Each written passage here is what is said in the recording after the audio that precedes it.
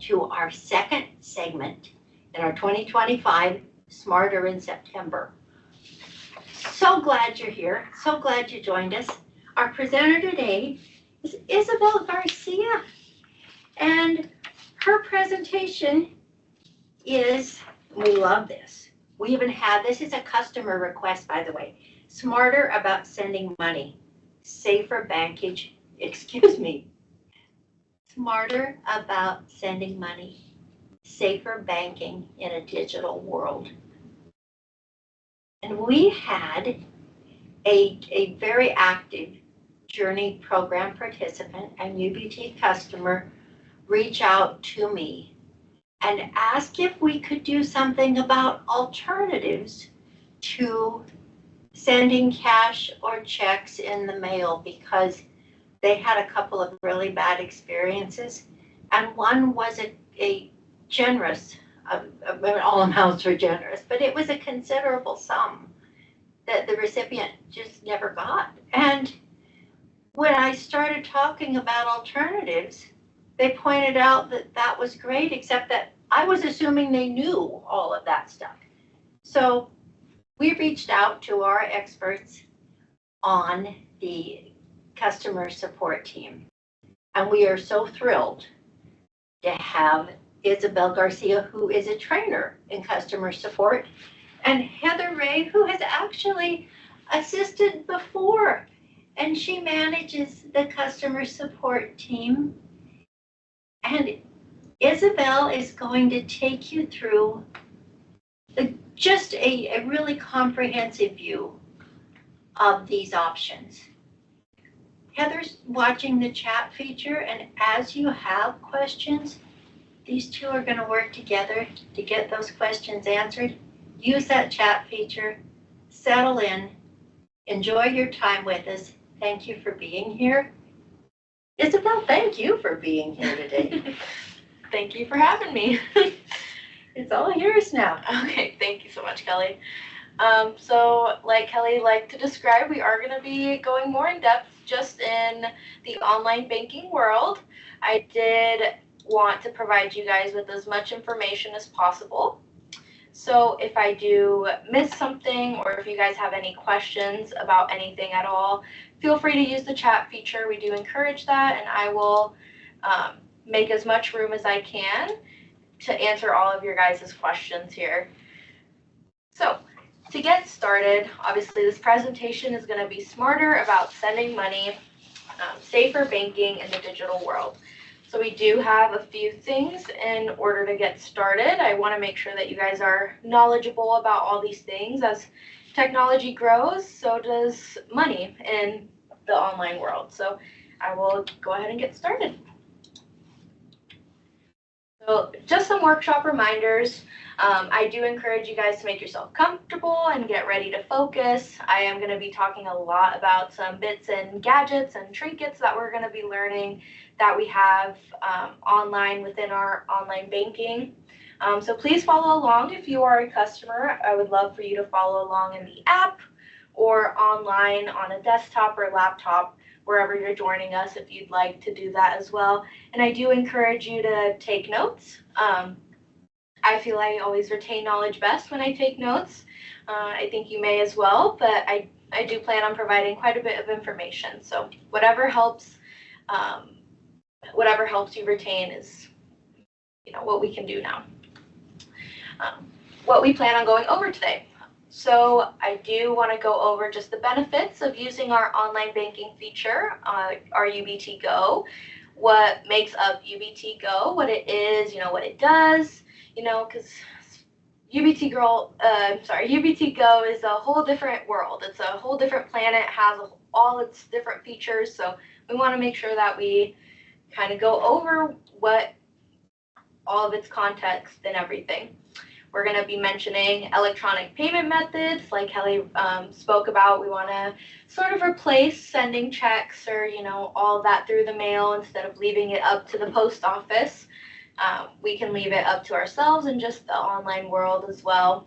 And then I will go over some differences between safe banking practices and how to recognize potential red flags. it is a scary online world sometimes, so it's good to recognize that it's good to be curious, and I'll help you guys establish just put some notches on your belt in recognizing things online and just making sure that you guys are safe when you guys are sending money. So going right into it, some benefits of using UBTgo, getting you guys more comfortable again in the online world and giving you an edge in the online world will make you guys more confident in sending these things.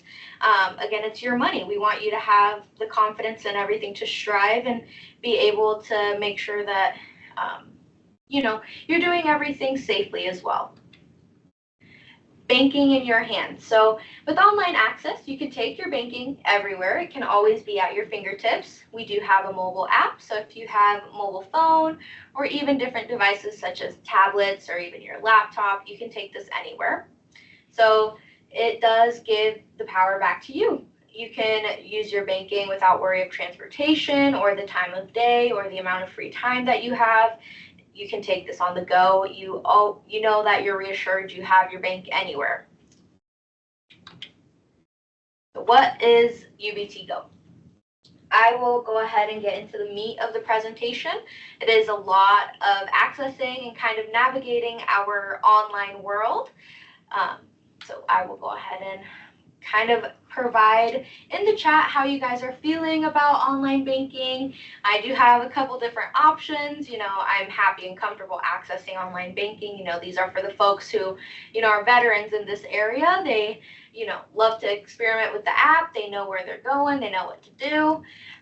Second option here is, I can check you check your balance, daily or weekly, or you're used to checking your balance in our online banking, or, you go ahead and with the basics, but you stay away of fancy gadgets, which is no shame. I understand, some of those things are quite scary, and there's quite a lot in our app. There's a lot of options there. You do have a lot of access. And then our last option here is I do not even know where to register. What even is UBTgo? What the heck is that? So that's our third option there. We seeing anything in the chat there? Any responses maybe? How you guys are feeling about online banking? Just to gauge where we're at, what I could maybe jump in on.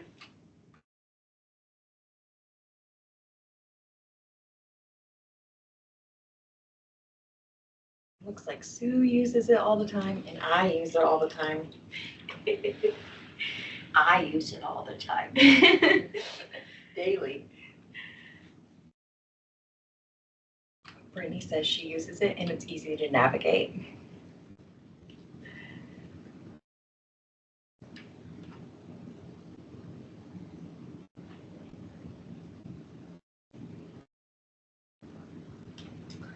Alrighty, well, I will go ahead and move forward, but wherever you are comfortability-wise, that's okay. That's what we're here for today. We are going to help you hopefully get on a better comfortability with online banking, because again, it can be a scary world out there online.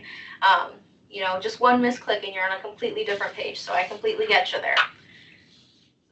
Making online banking easy, we're going to go ahead and go through just the first couple steps as to how to register and getting comfortable with online banking. Our online banking is called UBTgo. So it's, a little play on words. You can take your Union Bank and Trust on the go. So that's just where that comes from. And accessing your accounts online is made easy when you have the app available to you, as well as the website is always available to you as well. UBTgo has made checking balances, depositing checks, and banking with multiple parties easy and accessible. So we do recognize that there are quite a few banking institutions. So if you do have quite a few places that you bank with, or quite a few places that you monitor payments with, UBTgo can kind of condense that and help you in making payments in one area or keeping all your information in one area. Moving right along. So this first page here is I'm going to kind of walk you through where we would go to register for UBTgo. If this is something you'd like to follow along with, I have some pictures here to kind of guide you as to where you would go, and just some niche little things that are also beneficial to know when registering for our online banking for the first time. So to get started, you would want to get started in a website or browser. So browsers would be anything from like Google Chrome, Microsoft Edge, Firefox, and I know a browser maybe sounds unfamiliar to you guys, but Google is usually our best bet. It's also probably the most common browser that we use, and it's accessible on any device, really, on any laptop or computer or any phone that you may have. You can access Google Chrome from there. You would want to get started immediately by visiting our website, which is www.ubt.com, and that would be where we would first get started. When you do get logged in on our Union Bank and Trust website, this first page right here is what you would be seeing. I am moving my mouse on the page. I hope you guys can see that as well. But once you get typed in on our website, this would be the first page that you're met with. Immediately, we do a good job of trying to make it as viewable as possible so that it's the first thing that you see. So this little white box is going to be very important. That is actually where you would want to go and select. This is also, if you guys do log on regularly, you would recognize this page. This is where you would normally punch in your credentials if you have already been registered for online banking. But in order to register, you can also click this little login button. I do have it highlighted as well to kind of make it pop a little bit. Once we were to get logged in, it would have you register as a new customer down here with that big red button. I know normally in movies it's do not touch the red button. In this case, we do want to. So we do always want to hit that new customer if this is your first time, and it'll take you to our profile. So our profile is, creating our profile is a little tedious. There are a few steps that we would have to do, but it's mostly just making sure that we have all of your information correctly and that we gather all the right information as well. So it will ask for, you to provide your name, so your first and last name. It will also have you create a username. This username does have its own requirements. If you click on this little black dot up here in the corner, you will see the requirements that are needed. And same goes for the password. So sometimes our customers do get stuck on usernames. The only recommendations I really have regarding usernames is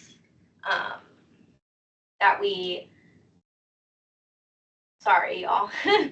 The only recommendations I have when creating a username is that we don't put in any personal information such as just your first or last name or any account numbers there, any private information like your social or your birth date.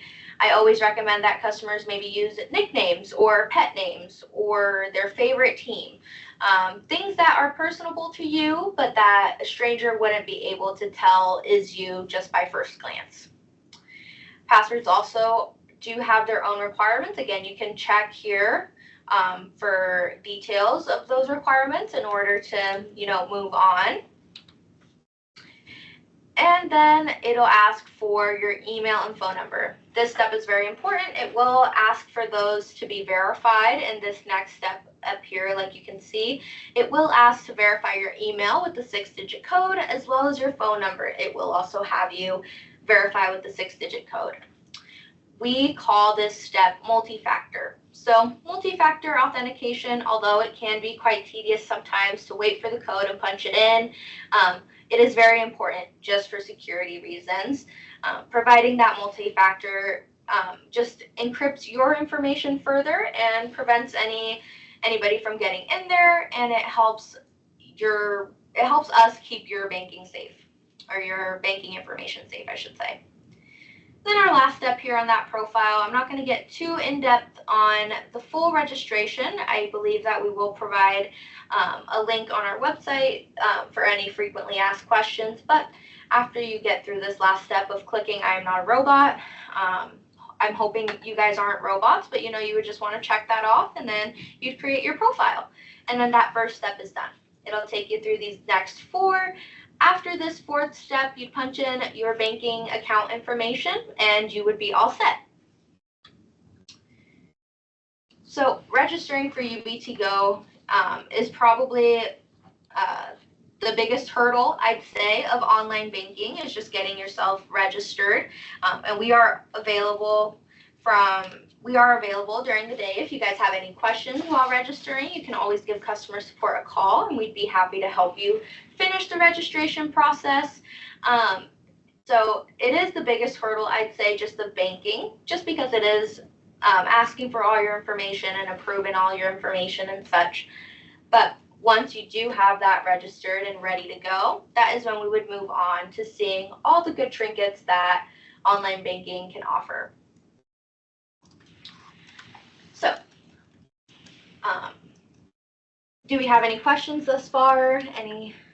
Anything that I can maybe slow down or reiterate at all? So we had a question about tablets versus phone. Okay. That I answered that primarily it's the same. There's not really a plus or minus to using one or the other.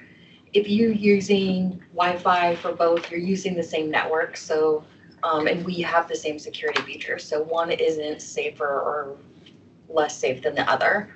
And then the question we just got is UBTgo a Union Bank product, or is it provided by a vendor that Union Bank is contracted with? And that is our product. So the app, we do partner with a vendor to help us build the parameters of it, but we work really closely with them. So, yep. All right. Not sure, can they hear us well enough? Yeah, okay. Perfect. So yes, a couple questions there just about differences in different mobile devices that you use.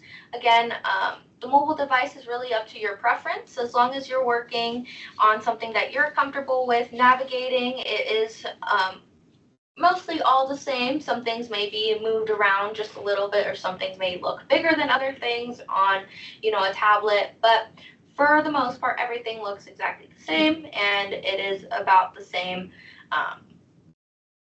just process in general there. This is what I would say. I wouldn't try and register or enter your credentials from a link. So if you get an email or a text message that's like register here or sign in here, don't do that. Always go back to the app or back to the website to either register or sign in. Yes, that's a very good thing to highlight. We do encourage that anytime that you get a message, either an email or a text message asking for credentials, that you do not believe it. It's always best to go directly to the source, either the website or the app directly to get logged in. Links are, if you ever get a link to kind of put in your credentials, or somebody in a message is asking for those credentials, it is most likely unsafe for you to put your credentials in there. So it's best to go back to the source, go back to the website or the mobile app and log in that way instead. Once we are logged into online banking, we are met with this lovely homepage down here in the bottom left. So viewing your balances and transaction history are our main function used with most often with our online banking, but I will also review some other options that you get once we start digging into our online banking features here. So on this first homepage, you are met with a lot, but primarily you get all of your account information here. You see all the accounts that you may have opened with us, checking accounts, savings accounts. If you scroll down further, or if you have any CDs with us, or any credit cards maybe, or if you have IRAs or any retirement accounts with us as well, this is where you would want to go ahead and see them as well. This is where you would see it on this first account summary page. You can also get back to this first initial account summary page by clicking the big UBTgo up in the top left corner. If you ever get lost on the website or app, you can always click up here and it'll take you right back to this first initial page. So, getting right into it, on this first page, you are also allowed to see the last 4 of the account number, which makes it easier if you are wanting to then further navigate into your account. It'll give you a running balance, your current balance, and then your available balance. Current balance is cash, and then available is last available balance. So your current balance is going to be like your cash balance. This is what's readily available to you. And then your available balance is the last updated balance. So, for example, the biggest time that this is really taken into play is if you just deposited a check. This may look a little different, so no need to freak out or anything. It is giving you 2 different balances, although most of the time it does match. So, once you click into the name of the account that you are wanting more information on, so in this case I will be using that Johnny Test checking account. So if you click on the name of the account, it'll take you to this screen up here that we're seeing. So this screen does look quite different, but this is what I call the transaction history page. So this will actually show you the last 60 days worth of activity. This includes pending and posted items. So if, for example, you just ran to the grocery store and you just made a purchase maybe like 5 minutes ago, it would pop up in your pending. And then maybe in a day or so, you'd see it under your posted items. So that is where we would be able to see transaction history for the last 60 days. You are also given a little plethora of options up in the top right. Some of the top right options are going to be ordering checks, this little details button, which I will touch further base on. You get alerts and statements. So I will be reviewing these last 3 over here a little more in depth. The order checks will take you directly to a website that we partner with. It's called Deluxe. So if you click on the order checks, it will redirect you over to where you can order your own checks through the vendor that we use in order to order those. So you are given the freedom of ordering those checks and then going right into the details. This details tab is actually where we are given some more freedom as to see the information given. So like I mentioned previously, you're only allowed to see the last 4 of the account number on this first home page. If you are needing to see the full account number, that is where you would want to visit, is the details tab. So you are actually given the option to show the full account number if you are needing this for any direct deposits, or you need to give this to maybe somebody, if you're making a payment maybe for a different credit card or any institution, maybe you are wanting to make wires or transfers, you would be able to show your full account number here. And this is also good information under the account details. It'll give you our routing number, which is consistent with all your accounts unless it's a health savings account, but our routing number is consistent with all of our checking and savings accounts. So it's good to have knowledge of where you can find that. It'll give you some more information and details about your personal account. So for example, current interest rate, if you guys have any like direct money market accounts that you like to keep up with the interest rate that you have, you can find that under the details tab. You can also find your last deposit, all that good stuff. There is this change account nickname button up here in blue as well. If you would like to maybe customize your online banking a bit further, you can change the names that appear on your home page here of account summary. So I have quite a few nicknames of my accounts. For example, my savings accounts is called No Touchy because I need a reminder to not touch my savings account. You guys may not need that reminder, but it's if you guys have like several checking accounts and one is strictly for bills, you may come in here and change the nickname to Bills. And then you would see that in your account summary page as well. Under that little details button, you are also allowed alerts. So alerts will actually take you over to a different spot in UBTgo that will help you set up any notifications of account balance, or any kind of personalize your notifications that you receive from the online banking. Your alerts page is not real time. I believe you can set up a time that you receive those alerts either at the end of the day or the beginning of the day. We do have other areas where we can set up alerts, and I will touch base on that as well here in a couple slides. So that's all I have on alerts, but statements is also very important for anybody who is receiving either paperless statements, or if you lost a statement, or you are just wanting to double check and make sure that everything looks good to you. If you click on the statement button, you will be met with this screen down here. So this screen down here, you will be required to select the account you are wanting your statements to be viewed. So you will be able to select, and it'll give you a drop down of all the accounts that you have here with Union Bank and Trust that receive statements. You'd be able to select, and then it'll populate all of the statements that you have with us. You are able to see the last 2 years of statements here in online banking. So for any tax reasons or for any reason at all that you may be needing to view your statements, you are allowed up to 2 statements, 2 years worth of statements here in this area. The tax documents is for all those peeps who make a lot of interest on your account. So like I mentioned before, anybody who has money market accounts that do make a lot of interest back, or if you have a very beefy checking account that you have a big chunk of change in there, and you make more than $10 worth of interest in a year, you would be receiving tax documents, and you can view your previous tax documents in here as well. If you were to receive any, January comes around and you're needing to see that, this is where you would be able to find that good information. So yes, the statement and tax documents is very important, and you can reach that from here.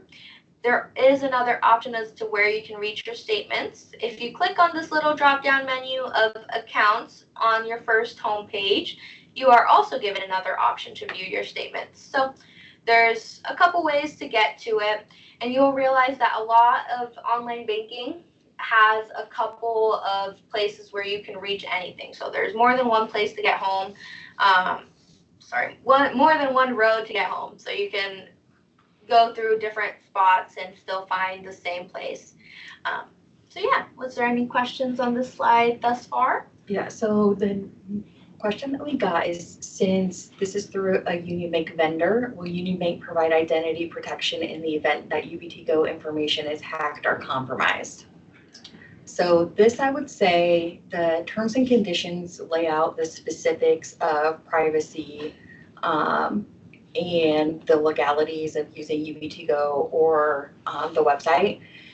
So I won't get into all of that, but I will say we make every effort to keep your information safe and try and prevent that from happening, and do due diligence in the vendors that we work with for any product that we provide or any service that we're receiving from a vendor, and that in the event that something like this would happen, we're obviously going to look at it in a case-by-case basis as to what exactly happened and what that liability looks like, and do our best to do the best thing for our customers. In conjunction with our security department. And so that's what I'll say about that. Okay. Alrighty. Were you folks able to hear Heather's answer? If somebody could just type yes so that we know that and we can move on. We've got a lot to cover.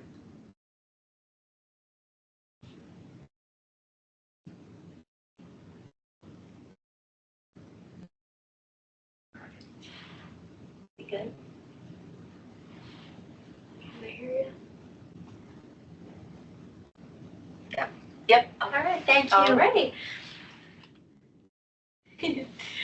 All right, so moving more into our electronic payment methods, Kelly wanted to highlight a lot of different features that we do have in order to send money that is not, sending a check through the mail, just your personal written checks through the mail. So we do have a couple options here in order to send money with all the gadgets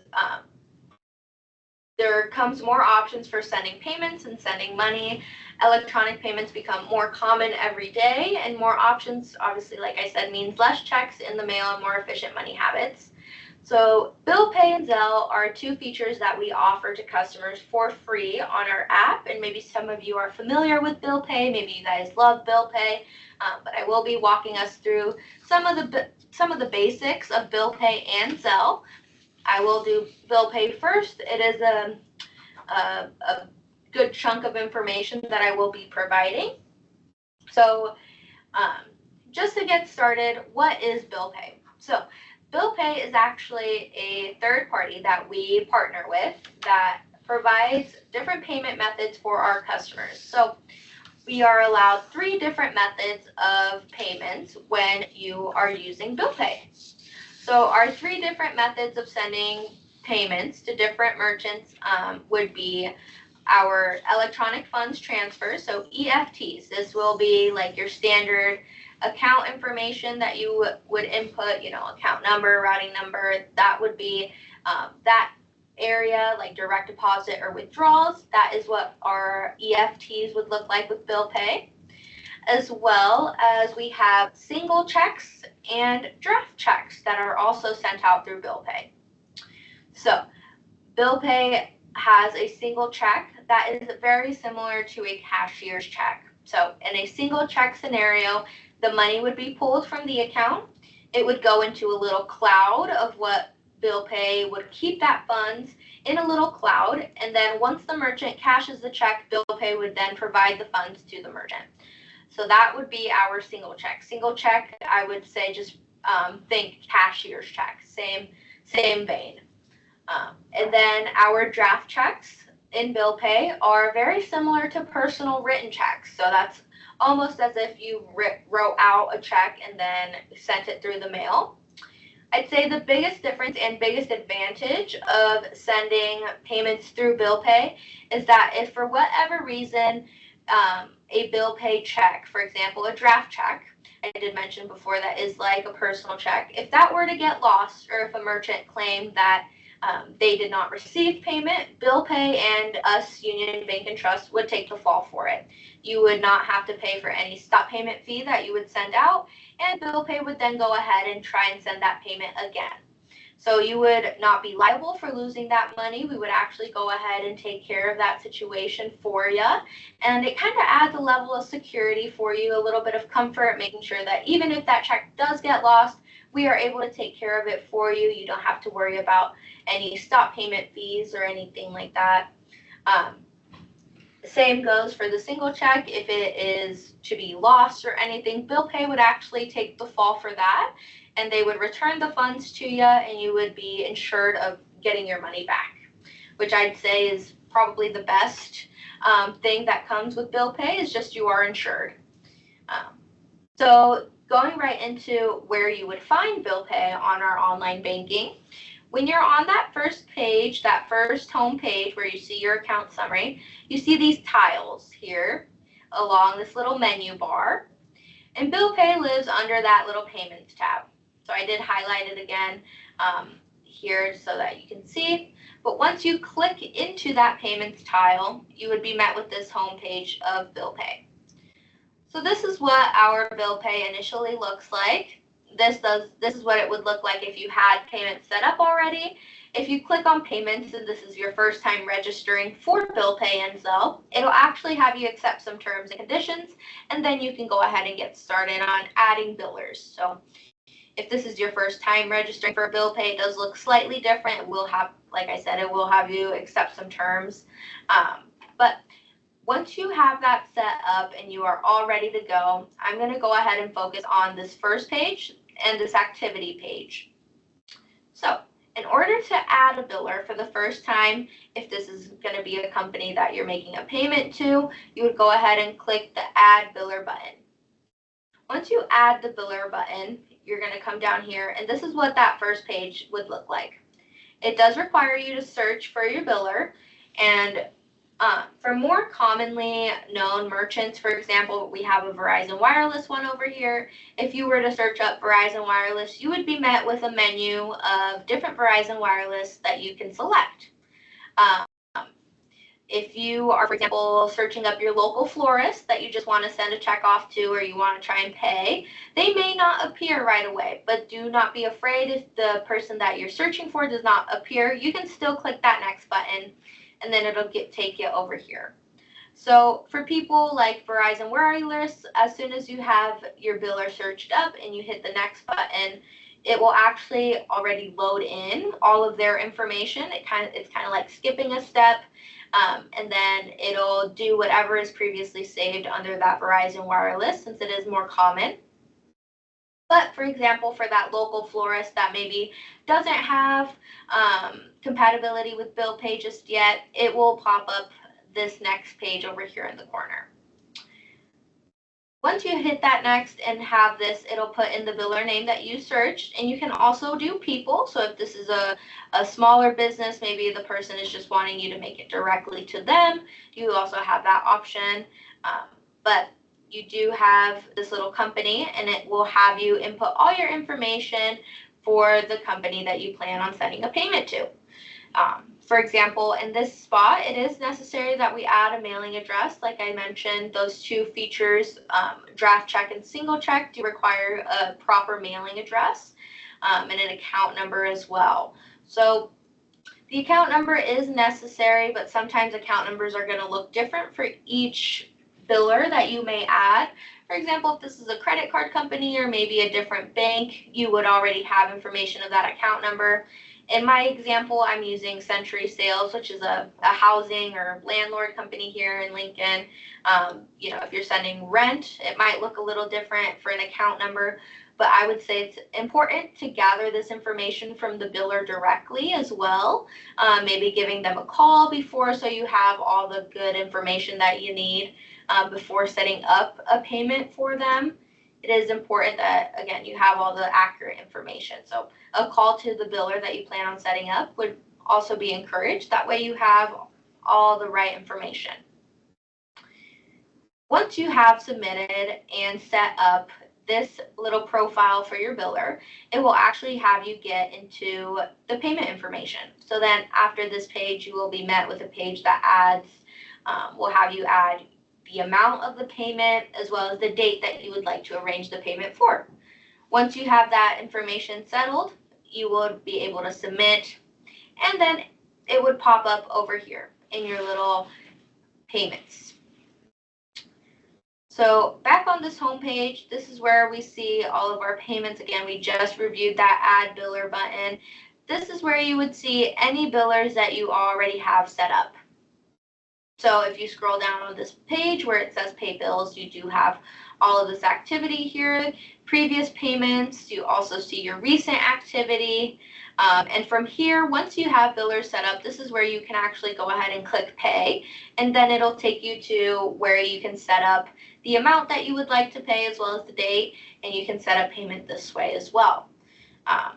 But again, this is after you already have had set up your ad biller, and then you can go in here and then click pay.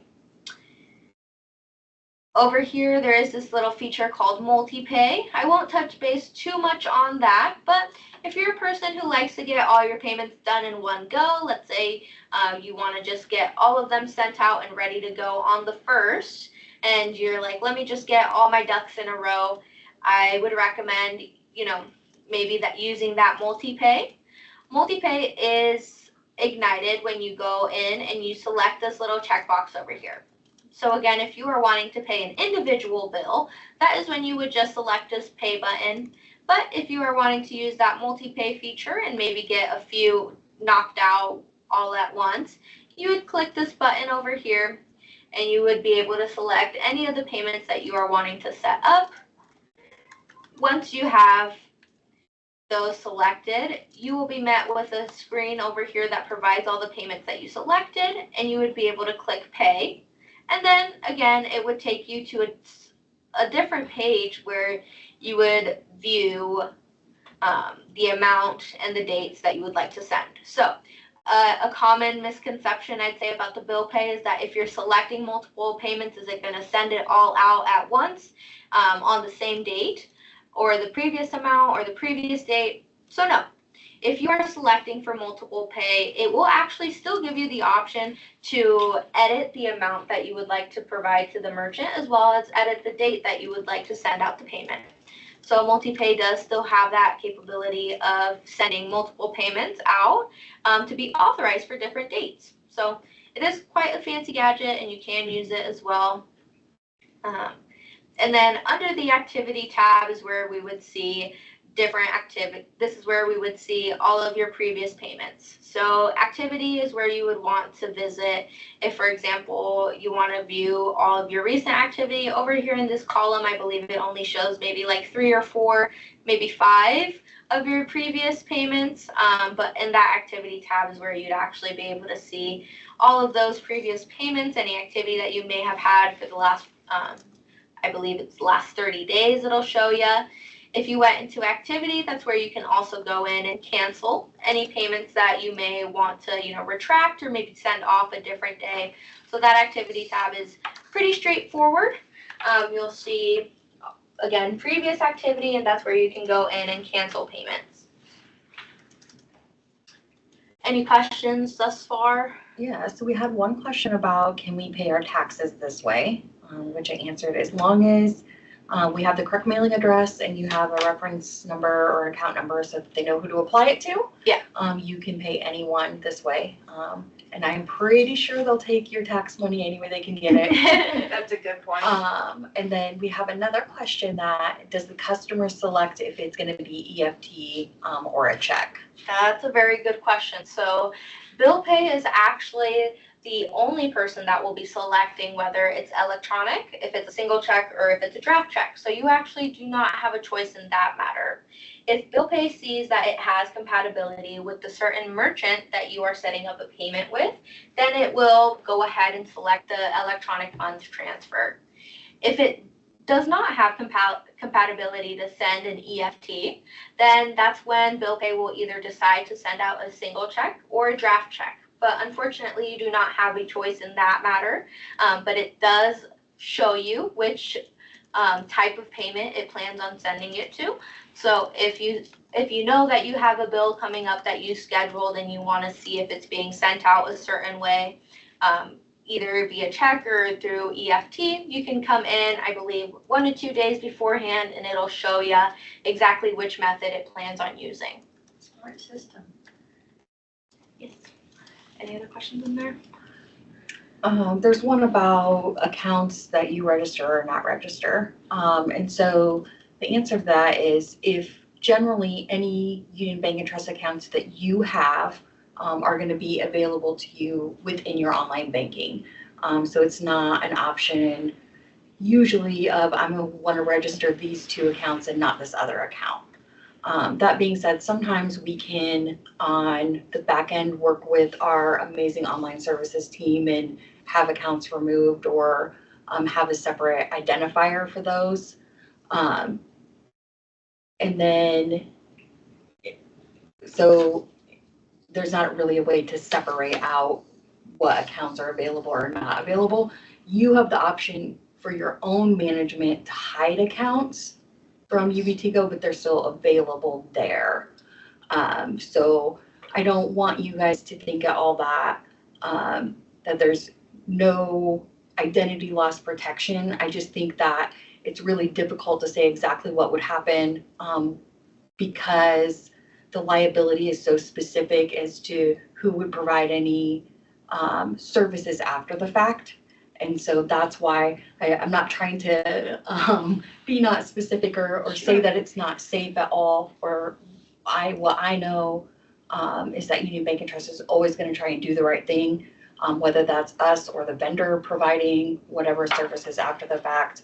It would definitely depend on the details of the security breach. So I don't want you to think that having your accounts available in here is any less secure than any other way that you're managing your accounts.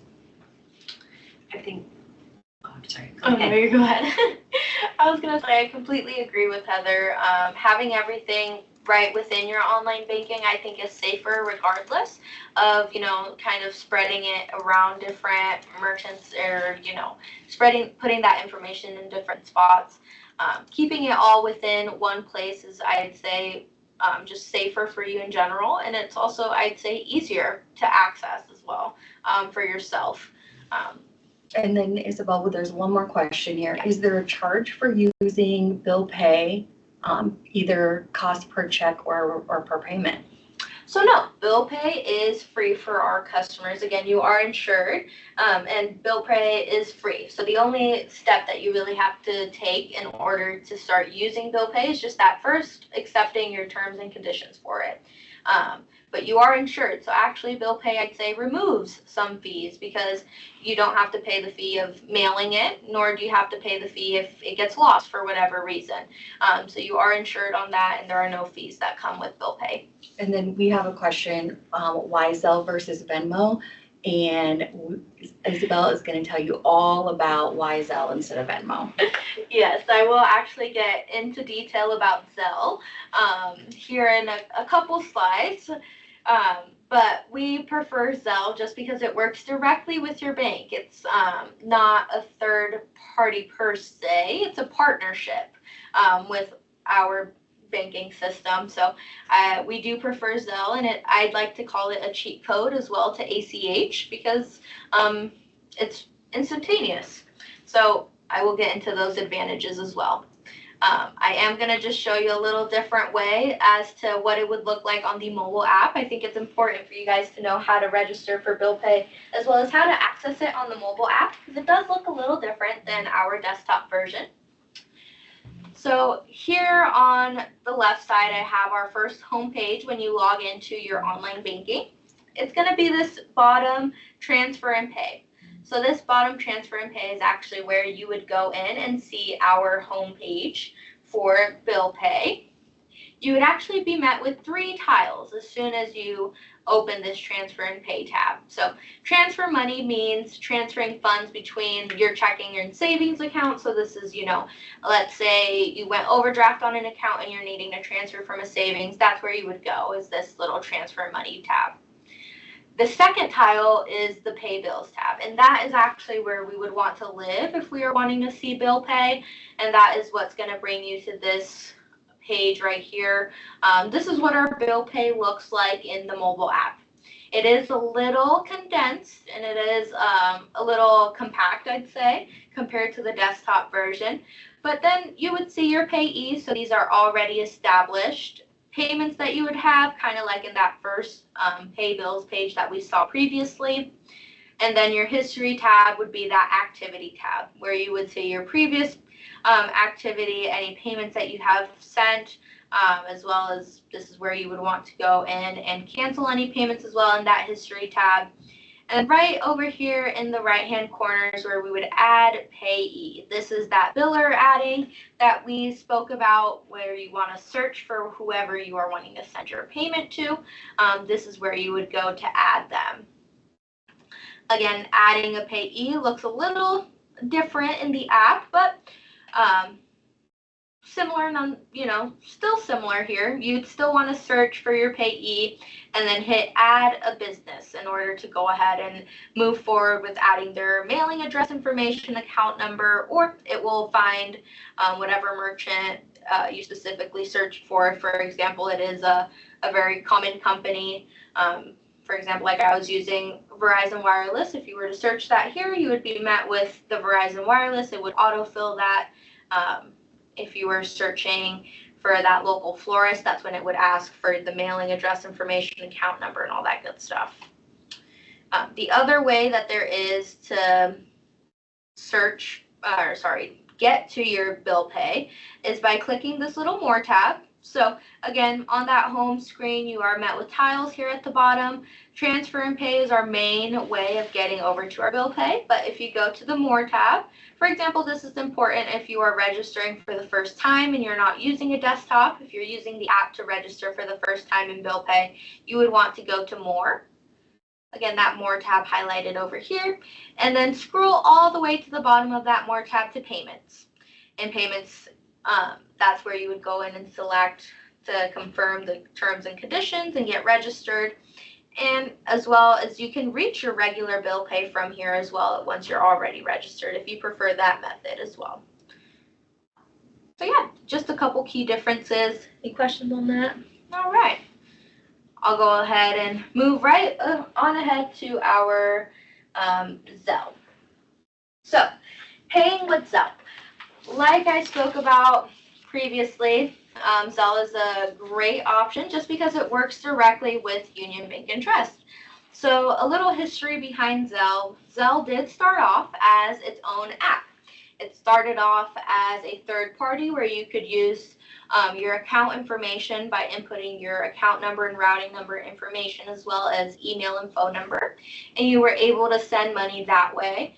Zelle then progressed to sending partnerships with different banks. So now Zelle is kind of incorporated into our bank. It's very, I'd say it's very convenient to have Zelle right in your online banking because it is, like I mentioned before, kind of a cheat code to regular EFTs. So normally when you're sending out or getting a deposit from people, sometimes that can take a couple days. So if you're, for example, the Venmo example, if you added an account number and routing number to your Venmo, it does still take the 1 to 3 business days in order to get the deposit from your Venmo. But Zelle kind of bypasses that. Zelle does send it directly to your account number. So it is kind of like an electronic funds transfer, but it's instantaneous. If you went through Venmo but added a debit card instead, it is instantaneous, but it taxes you. So Venmo will take a little chunk of the money that you're trying to move. So Zelle doesn't do that. Zelle doesn't tax you for sending money. It doesn't take any chunk of your money, and it is still instantaneous. So just a couple advantages there of using Zelle, rather than Venmo or Cash App or, PayPal, all of those. Although good options, and I will also get into that as well. But yeah, there's a few key advantages of using Zelle. Like I mentioned before, it does require an email and or phone number to be fully registered with Zelle. Again, we do love multi-factor here. It adds encryption, it adds an extra safety net to you. So we do require that you either enroll an email or phone number, and I will get into where you would enroll those, but it does require that. So I recommend using an email that you use frequently, or obviously your mobile phone number as well is a good option. But where you would find Zelle on our online banking, when you're on that first homepage, again, here we are at that account summary. This is the big UBTgo. Zelle has its own little tile here along that menu bar. So Zelle sits under that little Zelle tile. Once you click on that little Zelle tile, it will actually give you this homepage up here. This is what Zelle's homepage looks up here. So this little menu bar is important for Zelle. This is Zelle exclusive, this little green menu bar. So this lives directly in Zelle. And I will be focusing on these three. Our send page, which is our home page this is the first page that you would see when opening Zelle. And then I will also be focusing on the activity and settings page. So just to get started, on that first send page, you are met with kind of a plethora of information here. You have your recent contacts, so anybody that you would have recently sent money to. This is where you would see them. If you are just wanting to quickly send or receive money or request money, this is where you would want to go to just see the people that you recently sent those funds to. Right along the bottom is where you would see your contacts. So all of your recipients that you've ever created a contact for, this is where you would want to scroll down on that send page, and you'd be allowed to see all of your contacts that you have previously set up within your Zelle. Setting up a contact is quite simple, I'd say, compared to other things. But once you click on the new contact, it will require you to have 3 pieces of information. So you will have to have the name of the person that you're sending the money to, the name of either the person or the business that you plan on sending the funds to. It'll require you to have either an email, either an email, a phone number, or the account and routing information for the person you plan on sending the funds to. So again, everybody who lives in Zelle world has to have either their email or phone number set up for them to start sending or receiving money. So when you send out a contact or you set up a new contact, you would want to ask the person what they have associated with their Zelle. So this could either be their email or phone number. In some cases, you can also set up with an account and routing number as well. Although it is more recommended for email and phone number, you can set it up directly with the person's account and routing number in case they don't have their email or phone number set up just yet in their Zelle profile. So once you have that new contact created, you can start sending them money. The other piece of information is just a nickname. If you want to put a nickname in there, you can. It is optional on that end, but it does also ask for that information in case you'd want it. A nickname is just what it would appear on your end when you are seeing it pop into your pending transactions on your online banking or your posted. That is what it's going to appear as, is that nickname that you may have put in the new contact. If not, it'll just go directly by the name you inputted. So that is the send page. The activity page is actually where we're going to see all of our previous activity and our pending activity. So any payments that you would have previously sent, maybe, sister, brother, maybe sons, daughters, anything that you may have sent, it'll pop up here. And any pending activity will actually be important if you are wanting to cancel any payments. So for example, a lot of the time when you see a pending transfer, it's because it's being held up on the other end. So the way that Zelle works is also kind of like BillPay, where it has its own little cloud of funds. So once the money is pulled and you go ahead and initiate to send, it'll go into a little Zelle cloud.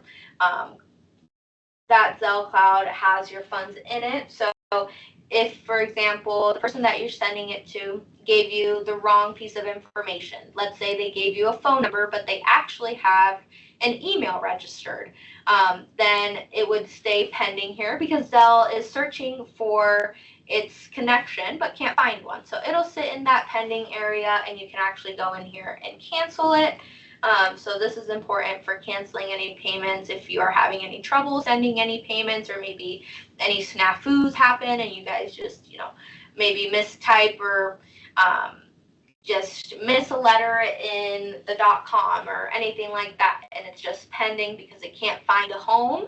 This is where you would go in and cancel that payment. Over to what I'd say is maybe our most important tab is our settings tab. So for Zelle, our settings tab is actually going to be equivalent to maybe like a profile. So settings tab is where you would see all the information that you have associated with your Zelle. So this is going to be your email, your phone number, your accounts that you have connected with Zelle, as well as a QR code. So I did kind of cut off that QR code here at the top, but when you first open your settings, you're met with a QR code. It makes it easier if, for example, you're trying to receive a payment, you can show people that QR code and they can just scan it and then initiate a transfer that way. But again, all anybody would ever need if sending you money would need your email or phone number that you have associated. Or the QR code if you don't want to give it to them. Correct, or the QR code if you do not want to give out any of your personal info like your email or phone number. You can scan that QR code and it'll automatically populate the option for them to transfer funds. So if you're not comfortable giving out your personal contact information, that is where that QR code would come into play. I'd say that this, again, the settings is very important because this is where we actually enroll your information to be able to initiate payments and transfers and such. So this little blue down here is actually very important. Although it's small, it's mighty. So it allows you to enroll and send your money. This is where you would go in and click that blue underlined phrase here, and then it would initiate a 6-digit code to be sent to whatever email or phone number that you have added. So up here, you would click that add email. Once it's been added, you would click this enroll to send and receive money. Once you click on that, it'll send a 6-digit code over to that email. You'd enroll it and submit it, and then your email would look like this bottom example right down here. So this bottom example is what it would look like once you are successfully enrolled with this email. You'd get this little manage button next to it, and primary normally just means that it's the first thing that you verified and completely authenticated within your Zelle. So that primary is, I'd say, just important in that context. Or if you have, for example, you can have, I believe, up to 3 methods saved. So if you have multiple emails, or let's say, maybe you share online banking with you or your husband, or, you and your daughter share online banking. Sometimes I know that happens. You can put multiple numbers in here as well. And you're only allowed 3 methods, but 3 is still quite a bit. That's 3 different options people have that you can give them in order to receive or send money. This little manage tab, I'd say, is only important if you are trying to clean up your profile. So I do recommend keeping a clean profile just because I'd say it gives you less stress, but also make sure that you don't ever confuse the information that you have associated with your Zelle. So in that manage tab, you can unenroll. Let's say you maybe changed your email address, or you updated a phone number, you changed your phone number. You would go in here and manage, and then you would unenroll whatever phone number or email is no longer valid. I also recommend removing, especially when it comes to phone numbers. If you change your phone number, I recommend removing and managing those phone numbers, because if, for example, somebody else gets that previous phone number of yours, technically their phone number would be registered with your Zelle. So we would definitely want to make sure that we keep your profile clean and we only keep the most up-to-date information associated with your Zelle. Any questions thus far on registering with Zelle? Question about business banking, which just recently got Zelle for Business, so that's exciting. And then Sue's been having some trouble with her Zelle tile, and I'm going to respond to that real quick in the chat. Okay. But there's no other questions about Zelle. The one thing that I want to point out is that if someone gives you a name or a phone number, email address for Zelle, it's going to pop up a little box. And so I Zelle money to my daughter in college, and in my phone, she is Noli Cannoli, because that is what I call her. That's her name to me, Noli Cannoli. But when I try and Zelle her money, it pops up and it says, this is for Nola Ray. These names don't match. Are you sure you want to send the money? Which I think is an advantage. And so if you're paying someone that you don't know that well, you want to make sure that the name that they give you or how you know them matches the name on the account. If it does not, do not send it. So that's my soapbox about Zelle. That's very helpful. And folks, I know it's after 3, and I know that you're all very busy. I also appreciate that Isabel is being so thorough and going at a pace where we can all actually follow along. So if you can stay on, please do. I promise you it'll be worth it. If not, there will be a recording to follow up on, but it's so much better in real time. Yes, I do apologize for the pacing, but I do want to make sure I touch on all the good details that we have here. Again, it is very loaded with information, and I think it's better to keep you guys informed and knowledgeable. That way you guys are better prepared when you guys plan on using these functions. Pacing is perfect. Alrighty, and I do want to go ahead and show you a few key differences on the app as well. I did forget to mention previously when we were on that BillPay tab, you do also have the option to visit Zelle that way. So again, multiple roads to get to home. You have plenty of options to get to that Zelle tab. Just wanted to make sure I touched on that before I moved on. But getting right into the mobile app, when you see the mobile app, this is your home page.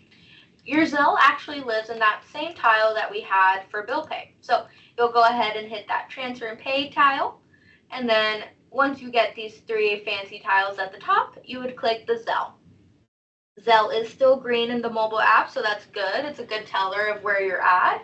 And Zelle, again, is just a little more compact. So everything that you would once reach on the little menu bar is actually all able to be reached on the first home page of Zelle when you're within the app. So up here, you'll see this little settings icon. Again, your settings is equivalent to your profile in Zelle. This is where you would have all of your information in that top right. Your activity tab, where you would go in and cancel payments or see previous payments, would be in this activities tab down here. This little manage recipients button is where you would see all of the contacts that you have ever sent money or received money from in Zelle. So that's a little bit about what it would look like in the app. Again, once you're in activity, you would have your pending and past transactions here. Again, that pending is important if you're ever wanting to cancel any Zelles that you may have sent out, anything that might just be sitting in that Zelle cloud that needs to be canceled. Once you click on that settings icon, again, it'll take you over to your profile, and this in the app, it actually gives you a separate space where you can view all the contacts that you have sent Zelles to, so that will also give you a different spot. And in this one, I did not cut off the QR code. I actually showed you what it would look like when you first enter that settings page, so you get a little sneak peek at what that looks like. And then down here, again, is that bottom of the settings page where you find all of your information, all of your email information, your phone number, and you can still use the app as well to register any new numbers or add anything or manage any previous information that you have set up with Zelle. Again, you can also reach, if this is going to be your first time registering for BillPay or Zelle, it would be the same. You know, on that first home page, you would want to go to that more. You want to go to that more page here and then select payments. And that's how you would accept those terms and conditions in order to start sending money, receiving money, or as well as setting up payments for Zelle. Any questions on just differences on the app? And okay, moving forward. Okay. So we did speak about a few differences between the website and the app. Although they share the same core, there are a few key differences that may encourage using the app more. Our main difference is our mobile deposit feature. It is only available on our mobile app because it does require a camera. The mobile deposit allows for pictures of checks to be deposited to the account of choice. So you can deposit this to your checking or savings account. And this really makes banking from anywhere easier and more efficient. You know, if you do not live near a branch or you can't get into a branch, but you really need to deposit that check, you know, it's a very good feature to have, and it makes banking, I'd say, just way more convenient, especially if you can deposit a check within your own home. So this is what our mobile deposit feature would look like when you are on the app. So if you were on that first account summary page, down here on those tiles, it does have its own little home. So you can actually click that deposit button, and this is where you can see either your previous deposits, any activity that you may have had, and this is what that activity page would look like up here in that top right corner. But if you are actually wanting to do the depositing, you would want to go ahead and click on that deposit check.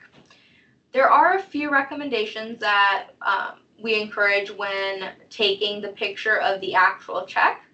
Again, we do have this little guide here. These little white lines kind of fit the check into those little white lines, and try to make the check fit as best into those as possible. We also recommend putting the check on a dark background. That way the check kind of pops out, you know. and it's able to be more visibly seen. Obviously, if you put a white check on a white background, it might all blur together. It might make it a little harder for that camera to recognize what's going on there. This little tidbit I added in case this is your first time ever accessing mobile deposit, especially if you're an Apple user. I know that this pops up and I don't want any of you guys to be scared if it's asking to access your camera. Definitely want to hit allow. We do need that camera to take a picture. So we do want to make sure that we hit allow, and I just wanted to show y'all what that would look like as well, so you guys aren't afraid if you get this little pop-up. It's not scary, I promise. Just hit the allow button.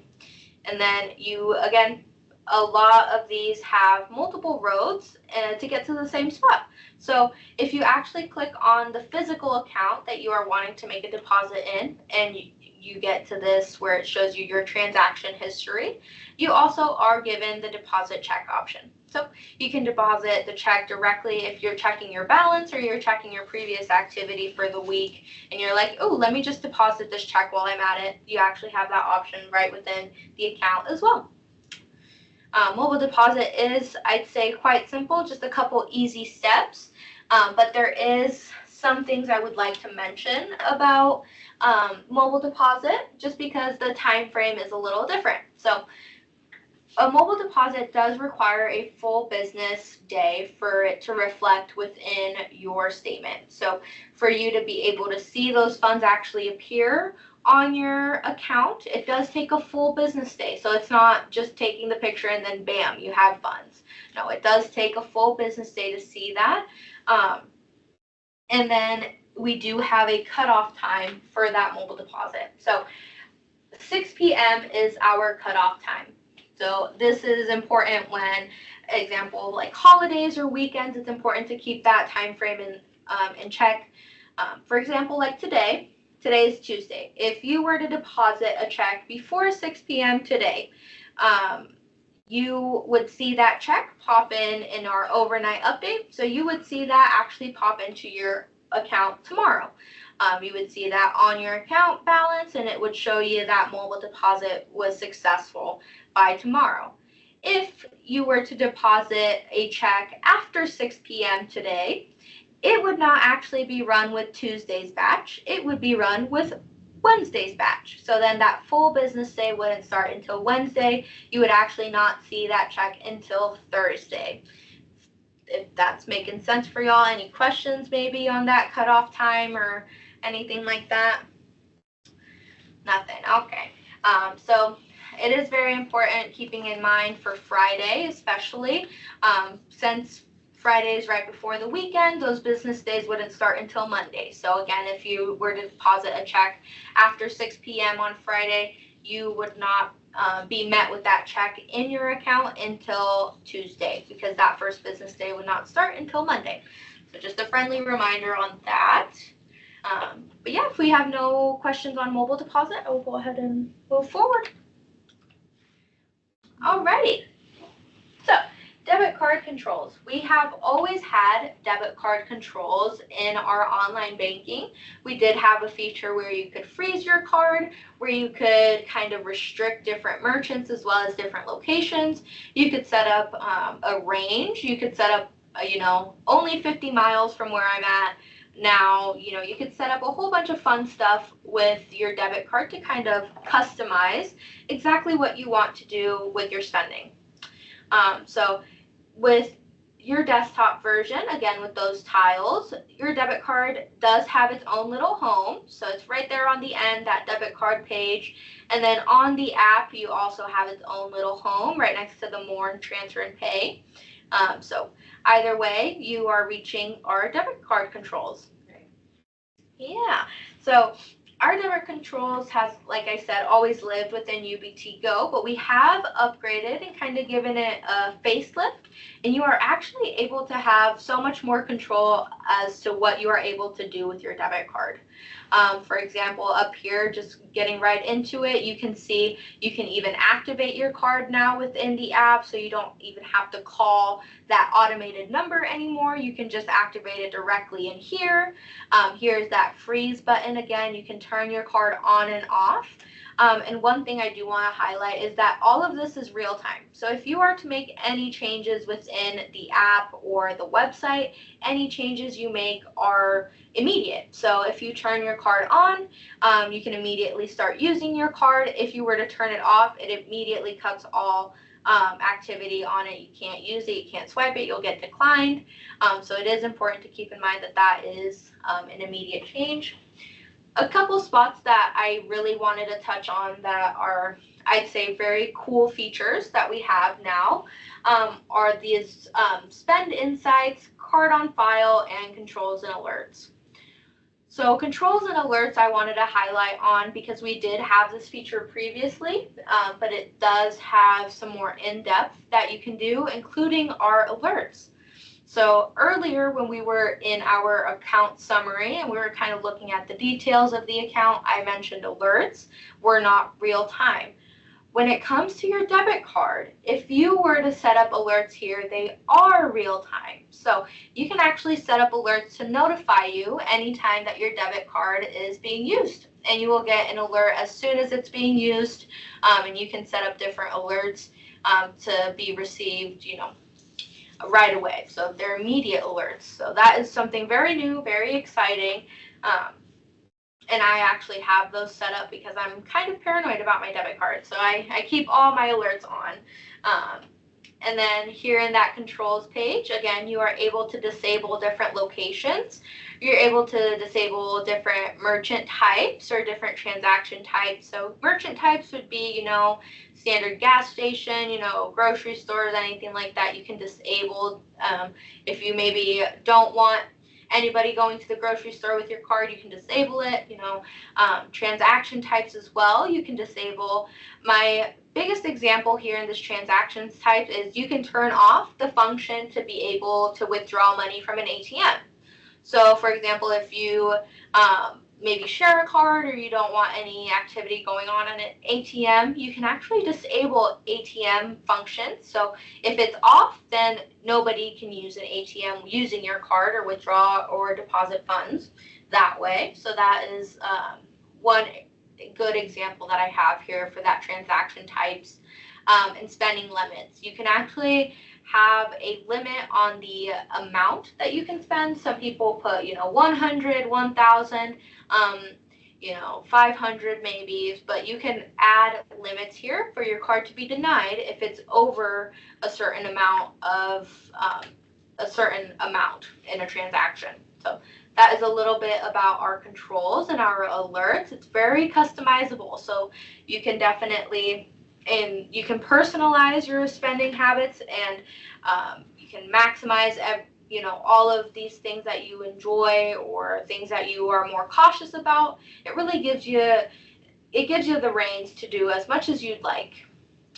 The other spot here that I'd say is very cool is this spend insights page. So spending insights will give you a little breakdown about what, when, and where you spend your money, where your debit card was used. So this is good when you want to see maybe what the merchant is, the dates that you're spending money on. It'll show you a whole plethora of information. Again, down here, you can see a breakdown of each month. So it gives you a lot of information, a lot of good information. And then this where. I really wanted to highlight on this where because it actually gives you a map. So for example, let's say you go to McDonald's and you're like, I rarely eat McDonald's. Where would I have been that I ate McDonald's? And you're like, oh, this was actually when I was out of town and I did eat McDonald's that one time, and it'll show you on the map where that debit card was used.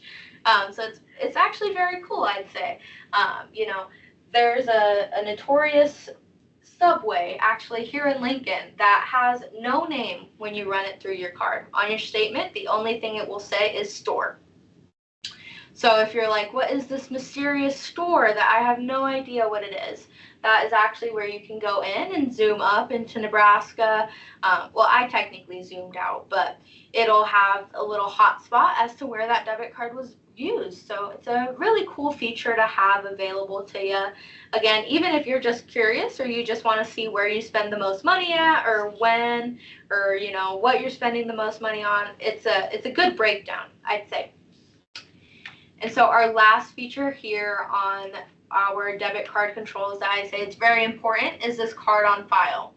And this card on file is very cool. So maybe we've all lost a card due to fraud or somebody was attempting to use our card and we were like, who the heck is this? I have no idea. Please close the card. But you're inside of your brain, you're kind of freaking out because you're like, I have so many automatic payments that I have to now think about who I have automatic payments with. I have to think about where I need to change my debit card information because now I have a new card. This card on file button will actually show you your reoccurring payments that you have set up with your debit card. And it will also show you where you have your debit card information saved.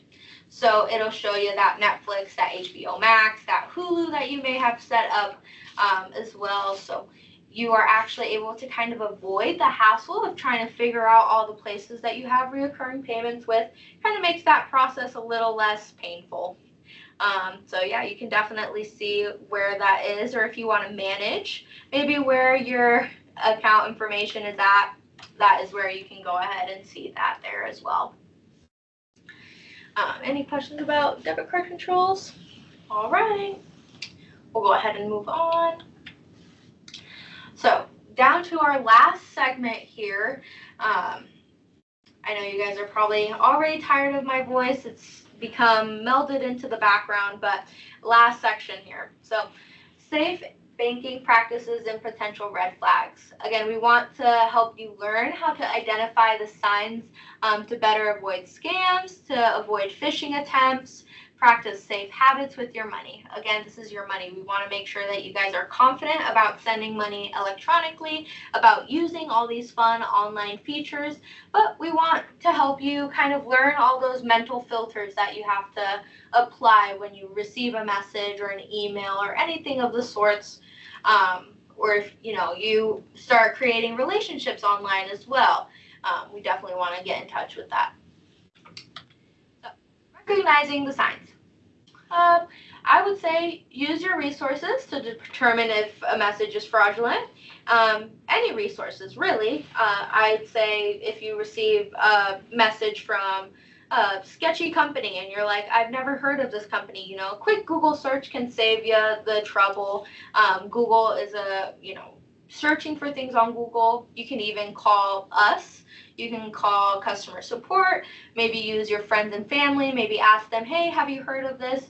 So use your resources. Definitely ask a lot of questions and never take the first answer as it is. I'd say always, investigate, be your own personal Sherlock Holmes at all times, And then, like I mentioned before, you may start creating relationships or friendships online.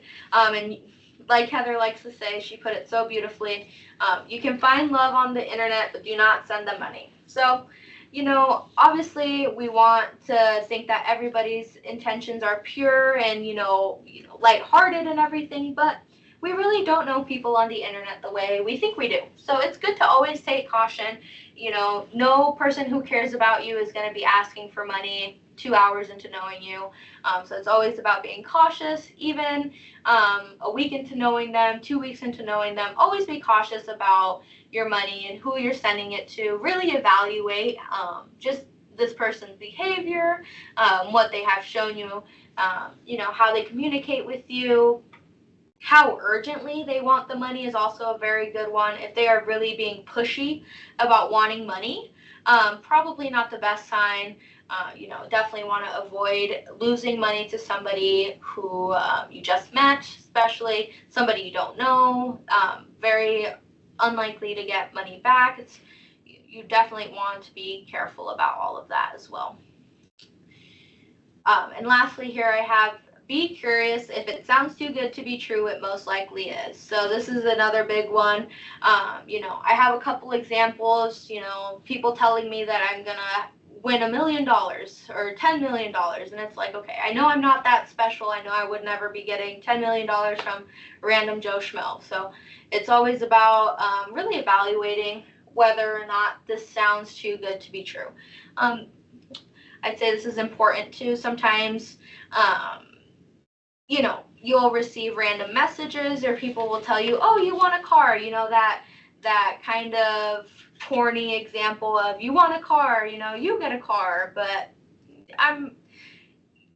that's probably too good to be true. Nobody's going to be gifting you a car in a text message or an email. So things like that are good to keep in mind. So our meeting's gonna end in 1 minute. So Thank you. just, you know, I will actually go ahead and skip that here for now, just comfortability. I do want to help you guys apply those mental filters. So just a couple more tips on how to avoid falling for messages that are being sent through your text messages or email. I always recommend that you read the message or email thoroughly. It's important to gather the whole context of the message as well as applying your knowledge and filter the messages accordingly. So for example, sometimes you'll get a text message that says, your PayPal account has initiated a $4,000 transfer. You know, if this is wrong, please click here or, you know, provide information. And you're thinking to yourself, I don't even have a PayPal account. You know, so it's like apply your knowledge, apply what you know is true, apply what you know is true about your account information. And even if it's not your knowledge, even if you have to give the bank a call and then you apply their knowledge, we, again, use your resources to apply that knowledge and find out what's important to keep in mind in these scenarios. Always check for typos and inconsistencies in details, names, emails, phone numbers, addresses. Again, a lot of these people aren't very professional in the way that they approach these things, grammar-wise and all. So it's important to scan the message for those details as well.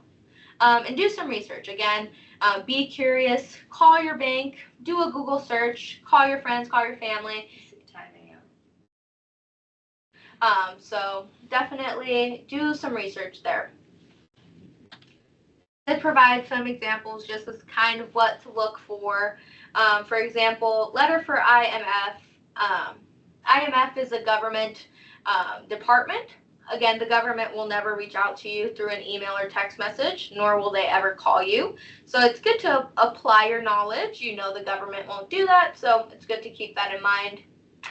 Even just kind of scanning, you know, hello, dear beneficiary. Why would anybody say hello and then dear beneficiary? These things, you know, just aren't very grammatically correct. This first whole paragraph is just one sentence, for example. It's not very grammatically correct. The information that they're asking about, a lot of these phishing attempts will also try and instill fear a little bit. They'll try and tell you, the FBI, you know, they'll try and mention big names. Again, this is the example. 10 million funds have not been yet to clear. A lot of these things are just screaming red flags. You know, obviously, I'm not going to be winning $10 million anytime soon. They questioned if this was a number 5. You know, they put a commas here instead of periods. They were not very consistent in what they were asking for. Why are they asking for my country and my delivery address? You know, very odd requests. Even just up here, letter from IMF, you know, you'll see from, if you guys can see that email that it's from, lastbornayus@gmail.com. Clearly that's not a government official Gmail either, so it's like a lot of the time they'll start to become a little more obvious to you as you start kind of applying those filters in your mind. These don't look real, you know, so a lot of these, you know, kind of just start to look like, oh, they didn't even try, you know. You'll start getting the hang of it as soon as you start applying that knowledge that you have. Again, here, just another quick example, getting a MoneyGram for $900,000. I don't know anybody who even has $900,000. So it's like I would for sure not be receiving a MoneyGram from them. So it's good to keep all of this in mind. Again, looking at even just this telephone number, that's not a United States number. It has way too many digits. So you want to make sure that you're looking at all of that fun details. This next one actually has links to it. It says get started. It has buttons. So anything that has a button or a link that it's asking you to click on is definitely not trusted. You never want to click on any link or anything, any redirectory thing in your email or text messages. It's a screaming red flag if it asks you, or if it provides a link, definitely don't want to click on it. Again, this is for a publication, looks like a nomination. Why would somebody be randomly nominating me for something I wasn't even aware of in my email? Things like this, definitely want to just pay attention to. These things that might go under the radar, but it's good to keep in your back pocket to analyze on these messages. And I do just have one more example. This was a very common scam, I'd say. Is just that your package was late or not delivered or anything like that. Again, they have a link that's not even a proper link. You would never want to visit any of these links. You would never want to provide any information to any of these links. And again, just real quickly, nobody from FedEx is going to be sending me an email from that gibberish. So it's good to always apply those mental filters, always read the message thoroughly, make sure that, if there's any inconsistencies or typos, you never want to respond to these messages either. It's always best to just report them as spam or to block them is your best defense. So yeah, those are a few examples that I have here, and I believe that is our last segment here. Just wrapping this up, just what we kind of went over today. We went over online banking and how it makes finances more accessible, the plenty of trinkets and gadgets that you have to explore in UBTgo, as well as more ways to send money electronically. The importance of using your resources. Always call your bank. Again, friends, Google, anything that you can have, to have a second opinion, or just anywhere that you can have to get more information is always good. And ensuring that you always practice safe banking habits. So again, always apply those mental filters that we spoke about, always review things, and always trust your gut. If something feels too good to be true, it probably is. If something feels sketch, trust yourself to believe that it's a little sketch. And if you even want the second opinion, again, we are always here to answer your questions. Customer support sees this every day. So even if you don't see fraud every day, we for sure do. So we know how to tell you, yep, that's fraud, or no, that's not fraud. So yeah, online banking does make it more accessible to bank from anywhere at any time, and practice makes perfect. I know a lot of those things may seem intimidating for some, maybe not as intimidating for some, but practicing and engaging in your online banking will increase your confidence in that area. Yeah. So thank you for attending. It was very fun walking you guys through all this. I hope I didn't short circuit your guys' brain by giving you all this information. It was a lot of good information, I hope. But yeah, again, feel free to contact customer support. I did provide our number there if you want to jot that number down. We are available from 7 to 7 from Monday through Friday, and then we also are available on the weekend if you have any troubles on the weekends from 8 to 5 as well. So you can always reach us, and we'd always be happy to help. Even if you don't bank with us, we can answer your questions as long as they're, fairly related. If it's anything about fraud, or you just want a second opinion, maybe about a sketchy email that you got, you can always contact us, and we'd be happy to help. Michael says, very informative, thank you. Great. Yay! Thank you.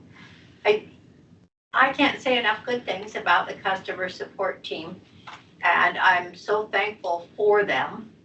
Again, 323 1777. It's actually one number off from mine, so it's easy. If you have my number memorized, you're almost there. Isabel, would you like to stop sharing? Yeah. And I will wrap this up. I have to be very, very honest. I never used to use UBTgo. I was terrified of it. And the other part of what I do besides managing the Journey Journey program, is that I'm a writer in the marketing department here. And I taught myself, I had lots of help. I learned to use UBTgo so that I could write a step-by-step, and so that my steps matched the screenshots they were going to insert. And so I had to do it a few times. I was hooked. If I can learn and be comfortable and do it, anybody can. The same with mobile deposit. Huge fan, huge. So, and with Zelle, it's just a matter of doing. I know you can do it because I can do it. And I would say one of the things, correct me if I'm wrong, with Zelle compared to other peer-to-peer or P2P platforms, is there are a couple of safeguards built in. And always, am I right, best practice, double check all the information. But I like what Heather was saying about there being some safeguards built in. I didn't introduce myself at the very beginning. Kelly Robert, Journey Program Manager. So glad you're here. Do join us on September 30th for Smarter About Dementia. Thanks, a huge thanks to Isabel Garcia and to Heather Rhea, whose name I mispronounced at the beginning of the segment. So thankful to Isabel and Heather. It's a wonderful presentation. So great to have company for this. This is a treat for me. Thanks to all of you for giving up a slice of your Tuesday. We'll see you in a couple weeks. Have a great day, everybody. Bye-bye. It was nice to have y'all.